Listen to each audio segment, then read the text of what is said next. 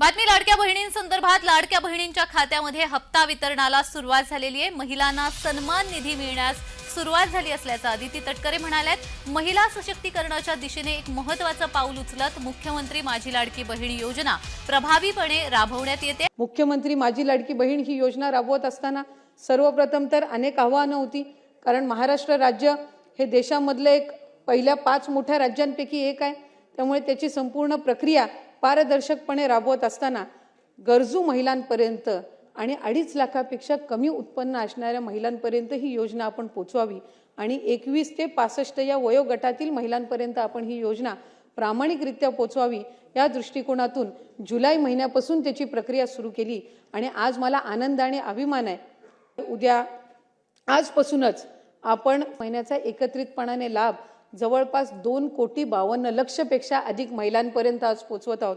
याचा एक विशेष आनंद आणि अभिमान मला निश्चितपणाने आहे। लाडक्या बहिणींना त्यांच्या सन्मान निधी वाटपाला सुरुवात झालेली आहे। आज रविवार असला तरी डीबीटीची प्रोसेस आधीच झाली होती आणि याची मंजुरी सुद्धा करण्यात आलेली होती।